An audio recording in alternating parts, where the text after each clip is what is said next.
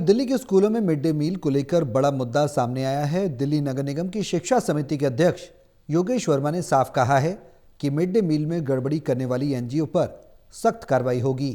औचक निरीक्षण में कई खामियां सामने आने के बाद दोषी संस्थाओं को ब्लैकलिस्ट करने की तैयारी है।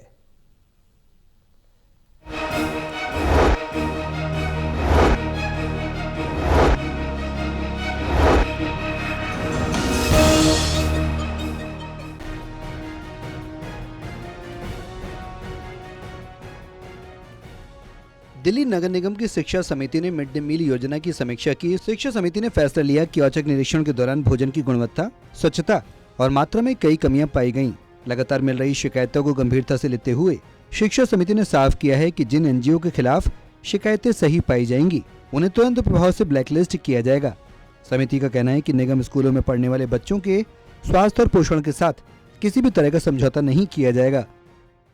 बच्चों को अच्छा खाना मिले, ये हमारी प्राथमिकता है और सदैव हम अपने जितने भी एनजीओज़ हैं जिनके माध्यम से मिड डे मील 1514 स्कूलों के अंदर आज दिया जाता है, उस पर हम निरंतर उनकी गुणवत्ता को, उनके सभी सप्लाई का माध्यम क्या है, वो टाइम से पहुँचे, इन सब का ध्यान निरंतर शिक्षा विभाग की ओर से और शिक्षा समिति की ओर से किया जा रहा है।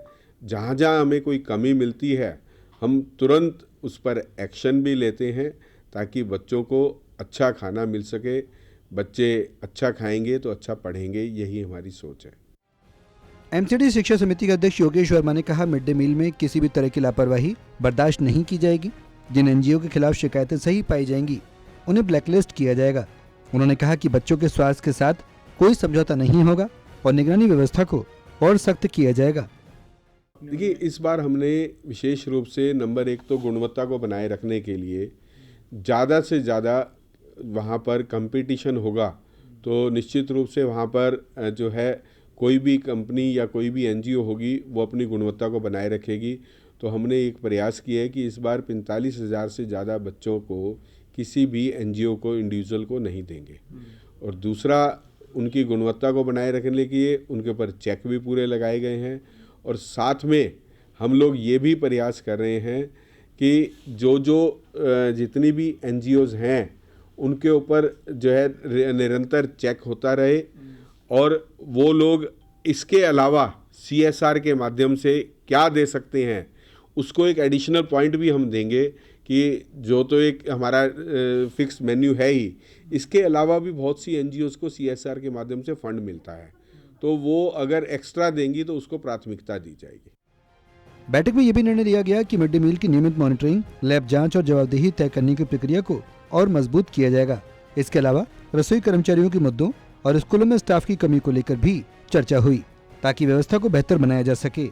योगेश वर्मा ने कहा कि हमने अधिकारियों को निर्देश दिए कि गुणवत्ता की लगातार जाँच हो और किसी भी प्रकार की गड़बड़ी सामने आने पर तुरंत कार्रवाई की जाए। हमारा उद्देश्य बच्चों को बेहतर और सुरक्षित भोजन उपलब्ध कराना है। देखिए, हम लोग सदैव अपने अपने स्कूलों में भी निरंतर चेक करते हैं। डिप्टी डायरेक्टर एजुकेशंस को भी निर्देश दिए जाते हैं कि वो महीने में कम से कम 1 से 2 बार उन किचन में जाएं और उनको चेक करें, उनका स्टॉक चेक करें, उनकी गुणवत्ता को चेक करें, वहाँ पर सफाई है या नहीं है। और मैं स्वयं भी जो है सभी स्कूलों में जाता हूँ। सबसे पहला काम ही यही होता है, हम पूछते हैं कि मिड डे मील आया, कितने बजे आया, वो कैसा था। और मैंने बहुत बार खुद भी स्वाद चखा है। 1-2 बार मुझे जब कमियाँ मिली तो मैंने उसी वक्त डायरेक्टर एजुकेशन को कहा, तो हमने 2-3 एनजीओज़ को उनका फाइन भी लगाया है और उन्होंने उसका जमा किया है। मिड डे मील जैसी महत्वपूर्ण योजना में पारदर्शिता और गुणवत्ता सुनिश्चित करना अब निगम की प्राथमिकता है। देखना होगा कि सख्त कार्रवाई के बाद व्यवस्था में कितना सुधार आता है। Pranay Sharma, total TV, Delhi.